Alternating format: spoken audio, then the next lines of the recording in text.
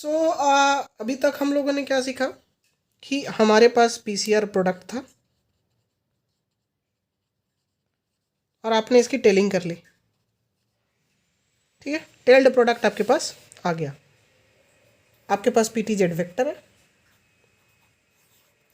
अब आप क्या करेंगे, तो आपको क्या करना है, ये वेक्टर है और ये आपका जीन है। यहाँ पे वेक्टर में क्या है टी, जीन में क्या है ए। अब ए तो है, कोई बाहर फैक्टर तो नहीं है जो इसे जोड़ देगा। Then a very important, very interesting enzyme in the fields of recombinant DNA technology, that is DNA ligase. DNA ligase is very important to seal this gap. So DNA ligase will add phosphodiester bond so that this vector, that is PTZ vector and gene of interest will be into the same frame. So chimeric DNA sequence will able to produce a very important set of sequence, that is a circular plasmid that carry your gene of interest,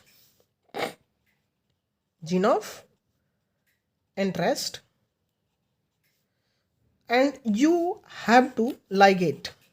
सो अब आपको specifically ligation के लिए क्या क्या चीज़ की ज़रूरत पड़ेगी, है ना। तो पहली बात तो लाइगेज चाहिए, आपको एंजाइम तो चाहिए। लाइगेज जब आपको चाहिए तो दूसरा चीज़ आपको बफर चाहिए, है ना। लाइगेज है तो लाइगेज के साथ बफर भी चाहिए। ये सारी चीज़ें कंपनी आपको देती हैं, इसको कुछ करने की ज़रूरत नहीं, आपको ये सारी चीज़ों को इनकारपोरेट करनी है। जैसा कि आप यहाँ पे देखो, लाइगेशन करना था मुझे, तो हमने क्या किया, लाइगेशन के लिए हमें क्या करना पड़ेगा, ये टेल्ड प्रोडक्ट हमने ले लिया। टेल्ड प्रोडक्ट लेने के बाद हम इसको क्या करेंगे, लाइगेट करेंगे। तो लाइगेशन के लिए हमें क्या करना पड़ेगा, ये मेरा खुद का मतलब कि एक सेट प्रोटोकॉल है, हम ऐसे ऐसे करते हैं। आपको पीसीआर प्रोडक्ट इतना चाहिए, 5 कोई माइक्रोलीटर लेते हैं, कोई 10 माइक्रोलीटर लेते हैं, कोई भी कितना लेकर के अपना वो कर सकता है। ठीक है, आप जिसको जितना लेना है वो आप ले सकते हैं।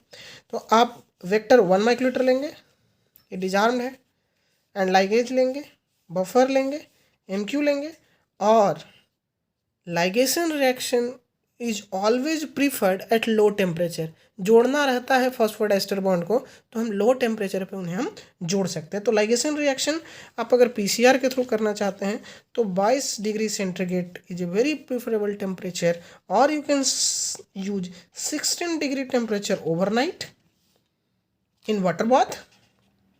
वाटर बाथ आप तो पता ही होगा, वाटर बाथ आपके यहाँ है, अगर वो उसका कंडीशन आप 16 मेंटेन कर सकते हैं ओवरनाइट, तो आप 16 पे लगा के चले जाइए, अगले दिन लाइगेशन हो जाएगा। और अगर आप चाहते हैं कि नहीं उसी दिन हम ट्रांसफॉर्मेशन करें, तो आपको क्या करना पड़ेगा, 22 डिग्री सेंटीग्रेड पे 4 घंटे लगा के छोड़ देना पड़ेगा, आपका लाइगेशन कंप्लीट हो जाएगा थ्रू द पीसीआर। तो लाइगेशन पीसीआर, अभी ये इस पीसीआर को क्या कहेंगे, लाइगेशन पीसीआर। वहाँ क्या था, ग्रेडियंट पीसीआर। अब एक पीसीआर का और टर्म जुड़ गया, लाइगेशन पीसीआर। तो ये लाइगेशन का सिस्टम है, और इस टेम्परेचर पे हम लाइगेशन को क्या करते हैं, कर लेते हैं। अब आपके पास आ गया लाइगेटेड प्रोडक्ट, आपके पास अब क्या हो गया, लाइगेटेड प्रोडक्ट है। आपने लाइगेटेड प्रोडक्ट को ले लिया, अब क्या करोगे, इस लाइगेटेड प्रोडक्ट को डालोगे ऐसे सेल्स में। आपको अब इसकी क्लोनिंग करनी है, इसको आपको क्लोन करना है। तो क्लोन करने के लिए जो क्लोनिंग सेल्स हैं वो है DH5 alpha, XL blue,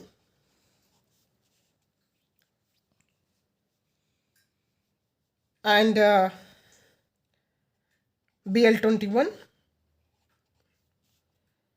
and GB for agrobacterium, and other agrobacterium के स्ट्रेन्स हैं वो अलग हैं। मेनली लैब में लोग टोपो भी यूज करते हैं, topo cell is as like as DH5। So इनकी कुछ खास बातों को हम जानने की कोशिश करते हैं। जो भी क्लोनिंग सेल्स होते हैं वो उनके पास एक बेसिक प्रॉपर्टी है, एक कॉम्पिटेंट होते नहीं हैं, इन्हें हम कॉम्पिटेंट बनाते हैं। तो कैसे कॉम्पिटेंट बनाते हैं हम इसको नेक्स्ट वीडियो में सीखेंगे, लेकिन आपको कुछ सिलेक्शन मार्कर्स जो हैं उसके बेसिस को आपको थोड़ा बताने की ज़रूरत है। तो वो ये है, DH5 अल्फ़ा और टोपो में कोई भी सिलेक्टेबल मार्कर नहीं होता है, यानी एंटीबायोटिक रेजिस्टेंट मार्कर नहीं होते। तो DH5 अल्फ़ा अगर नॉन ट्रांसफॉर्म्ड होगा तो किसी भी ड्रग के प्लेट पे आप ग्रो करोगे तो मर जाएगा, ठीक है। सपोज आपने प्लेट ले लिया और नॉन ट्रांसफॉर्म अगर छेड़ दोगे, और मान लो कि MP के प्लेट ले लिया, इस पर DH5 अल्फ़ा को लगा के देखो, ग्रो नहीं होगा। क्यों नहीं होगा? क्योंकि उसकी एबिलिटी नहीं है किसी भी ड्रग पे ग्रो होने की। अब समझो एक्सेल ब्लू आपने उठा लिया, एक्सेल ब्लू जो है टेट्रासाइक्लिन रेजिस्टेंट मार्कर को रखता है।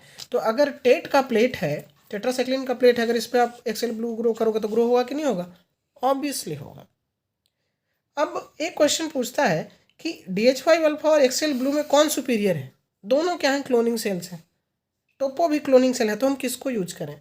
टोपो and DH5 alpha is as equivalent, but XL blue according to me is more advance, क्योंकि इसके पास एक रेजिस्टेंट मार्कर है और क्लोनिंग सेल्स, इसके सेल्स बहुत छोटे छोटे आते हैं और DH5 अल्फ़ा के बड़े बड़े सेल्स आते हैं। जब आप ये करके देखेंगे तभी आपको समझ में आएगा, क्योंकि ये सारी चीज़ें प्रैक्टिकल हम चीज़ों को एक्सप्लेन करने की कोशिश करें ताकि आप समझो कि हम एक लैब में क्या क्या सोचते हैं, कैसे अपने लैब के दिन को काटते हैं। तो एक्सेल ब्लू के जो कॉलोनीज आएंगे छोटे छोटे आएंगे, ठीक है। और ये इनमें एक एंजाइम होता है REC-A, पढ़े होंगे रिकॉम्बिनेशन, वहाँ पे आपको आया होगा। तो एक्सेल ब्लू में रिकॉम्बिनेशन एंजाइम प्रेजेंट होता है, इसीलिए इसमें जो ट्रांसफॉर्मेशन इफिशियंसी वो तो ज़्यादा होता है। अब क्या हुआ, ये आपने कॉलोनी तो आ गई आपके प्लेट पे, आपने कॉलोनी PCR किया, एक नया PCR आ गया, कॉलोनी PCR। कॉलोनी उठाओ, बाकी सब चीज़ सेम, और PCR लगा दो, तो ये कहलाएगा कॉलोनी PCR। सेम सब चीज़, एंजाइम यूज करो, बफर यूज करो, वही चीज़ यूज करो। वहाँ पे क्या कर रहे थे आप? जीनोमिक DNA यूज़ कर रहे थे, अब यहाँ कॉलोनी यूज़ कर रहे हो कॉलोनी PCR के लिए। अब आपने लगाया, आ तो गया, आप तो कह रहे हैं भाई ट्रांसफॉर्म आना चाहिए था। DH5 अल्फ़ा को आपने MP के प्लेट पे ग्रो किया, PTZ के केस में आप क्या कहेंगे? Ampicillin resistant. PTZ में क्या जो मार्कर होता है? एम्पिसिलिन होता है। DH5 में तो कुछ है नहीं, तो DH5 में आप ट्रांसफॉर्म किए और MP के प्लेट पे ग्रो करेंगे तो ग्रो हो गया, लेकिन जब आप PCR कर रहे हैं कॉलोनी PCR तो आपको मिल नहीं रहा। इसका मतलब क्या है? DH5 alpha is able to produce false colonies. मतलब आपको तो लग रहा है ट्रांसफॉर्म्ड है, लेकिन वो ट्रांसफॉर्म्ड है ही नहीं। लेकिन एक्सेल ब्लू के केस में ऐसा नहीं है। एक्सेल ब्लू में REC-A क्या है? पॉजिटिव है। तो recombination efficiency is about to 90% in the case of DH5 alpha. This is, ऐसा रिकॉम्बिनेशन इफिशियंसी थोड़ी सी घट जाती है क्योंकि REC म्यूटेंट होता है। अब सेकेंड क्वेश्चन ये है कि REC-A म्यूटेंट है, तो अब एक्सेल ब्लू को हम यूज़ करें कि इसको यूज़ करें, किसको यूज़ करें? तो DH5 alpha is very easily available to the lab, so DH5 alpha लोग इजीली अवेलेबल है तो इसे यूज़ करते हैं और बहुत इंपॉर्टेंट है। कॉम्पिटेंसी कैसे करते हैं नहीं करते हैं वो अलग बात है। BL21 is expression cells, expression cells और भी हैं, रोजेटा गामी है, तो वो सब चीज़ें हम बाद में डिस्कस करेंगे। GB एक्सेल ब्लू जो जो जो BL21 है, इसके पास क्लोरमफेनिकॉल रेजिस्टेंट जीन है, यानी क्लोरमफेनिकॉल में आप डालेंगे तो मर भी नहीं करेगा। अब है GB, ठीक है। तो GB जो एग्रोबैक्टीरियम का स्ट्रेन है उसमें रेफेम्पिसिन और जेंटामाइसिन दोनों का रेजिस्टेंट जीन प्रेजेंट है। तो अगर आप ये दोनों ड्रग डालेंगे तो इसको कोई फर्क नहीं पड़ेगा, और रेदर देन दिस डालेंगे तो उस पर इफेक्ट पड़ेगा, उसकी डेथ हो जाएगी। तो अब इन सब बातों को सीखने के लिए कि हमें कैसे कॉम्पिटेंट सेल बनाना है, ट्रांसफॉर्म करना है, और ट्रांसफॉर्म करने के भी मेथड अलग अलग हैं। अगर एग्रोबैक्टीरियम है तो ट्रांसफॉर्मेशन में क्या हिट शॉक आप दे दोगे? Hit shock is a very prominent phenomena for transformation of DH5 alpha और एक्सेल ब्लू या BL21, ये सबको हम लोग हिट शॉक दे करके कर लेते हैं। तो एग्रोबैक्टीरियम को हिट शॉक दे सकते हैं क्या? नहीं। अगर नहीं दे सकते तो क्यों? अगर कमेंट सेक्शन में आप लिखेंगे तो मुझे बहुत खुशी होगी। ऐसे हम आपको नेक्स्ट वीडियोज़ में बताने की भी कोशिश करेंगे, ठीक है। तो अब हम अगले वीडियो में कॉम्पिटेंसी सीखेंगे।